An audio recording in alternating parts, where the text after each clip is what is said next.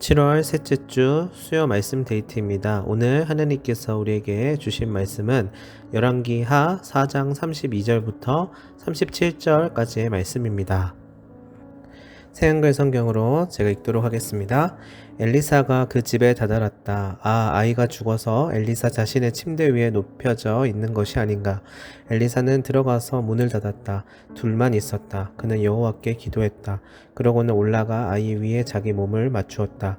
자기 입을 그의 입 위에, 자기 눈을 그의 눈 위에, 자기 손을 그의 손 위에 두었다. 그렇게 아이 위에 자기 몸을 굽히자 아이의 몸이 따뜻해졌다. 그는 내려와 집 안에서 이쪽으로 한 번 저쪽으로 한 번 걸었다.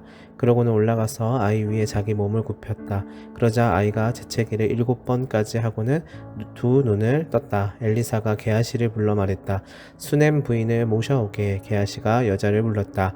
여자가 그에게 오자 그가 말했다. 아드님을 안고 가시지요. 여자가 들어가 엘리사의 발 앞에 엎드려 몸이 땅에 닿도록 절했다. 그러고는 아들을 안고 나갔다. 아멘.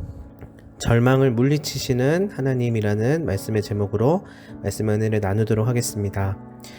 오늘 본문에서는요, 수넴 여인이 그토록 바라던 아들이 하나님의 선물로 태어나게 된 후에 갑작스러운 죽음을 맞이하는 장면이 나오지요. 수넴 여인의 입장에서는 도통 이해할 수 없는 상황이었을 것입니다. 하나님의 약속으로 얻은 아들이었기 때문인데요. 이 아들이 이렇게 허무하게 병으로 죽게 되는 것을 여인은 그저 이해하지 못한 상황에서 절망에 빠져 버렸을 것입니다. 그 상황에서 엘리사를 찾아가게 됩니다. 엘리사의 입장에서도요, 분명히 하나님께서 주신 아이인데 이렇게 되어버린 상황에 참으로 속상하고 또한 야속하게 느껴졌을 것입니다.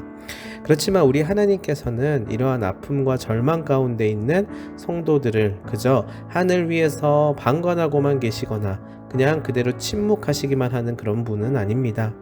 하나님께서는 정교하게 또한 세세하게 우리의 삶을 관여하시고 다듬어 가시며 인도하고 계시는 분이십니다. 그분은 보이지 않아도 우리를 위하여서 일하시는 분이시기 때문입니다. 우리는 삶을 살아갈 때에 이런 일 저런 일 때로는 이해가 되지 않는 일 또한 응답이 더딘 일들을 종종 만나곤 하지요. 그러나 그 모든 일들을 지나면서 우리는 어떻게 이 어려움들을 하나님께서 극복하게 하시며 또한 이겨내게 하시고 그 다음 회복하게 하실까를 늘 생각해 보아야 합니다. 수넴 여인은 믿음의 생각과 믿음의 움직임을 행하였습니다. 하나님을 신뢰하였고요. 하나님의 일하심을 의지하였습니다. 그래서 하나님의 사람 엘리사를 통하여서 아들을 살릴 수 있다라는 확신을 결국 하였고요. 그래서 엘리사를 붙들었던 것입니다. 분명히 그녀도 절망 속에서 어찌할지 모르는 심정이었을 텐데 결론은 소망을 품고 엘리사를 찾아갔다는 것이 중요합니다.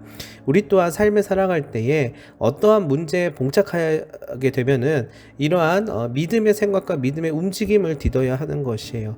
분명히 인간적으로 연약하고 넘어질 수 있고 낙심하고 절망할 수 있습니다. 그러나 결론은 그 가운데서 소망을 품고 하나님 아버지를 붙드는 믿음이 있어야 된다는 것이에요. 사람의 일, 사람의 생각 그리고 세상의 일, 세상의 문화를 바라보고 있자면 제 아무리 기도하고 예배의 자리에 온다고 한들 진정으로 하나님의 일하심을 경험하고 믿음으로 고백하는 일이 쉽지 않을 수 있습니다.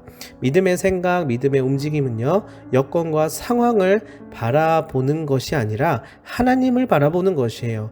사방이 꽉꽉 막혀 있는 것처럼 느껴져도 하늘을 올려다보며 하나님의 방법을 깨달을 수 있다는 사실을 믿는 것이에요. 신뢰하는 것입니다. 결국 엘리사는 자신의 능력이 깃든 그 지팡이를 게하시에게 주면서 곧바로 죽은 아이에게 달려갈 것을 명하죠. 그런데 여인이 바란 것은 엘리사의 능력만이 아니라 바로 동행이었다고 성경은 이야기해요.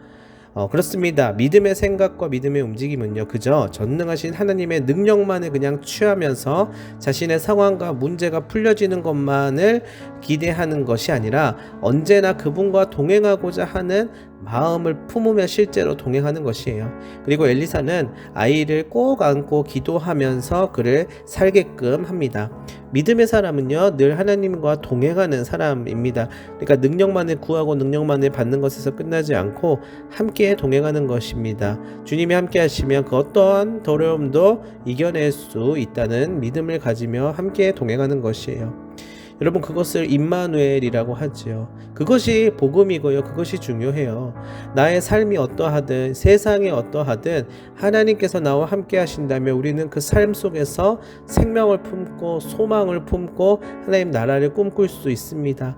어려운 상황들과 문제들이 있지요. 그 가운데 더욱더 두드러지게 선명하게 나타나는 하나님을 발견할 수 있고요. 우리의 기도를 응답해 주시고 열매를 맺게 해주시는 하나님을 통해서 또한 하나님께 영광 올려드릴 수 있어요.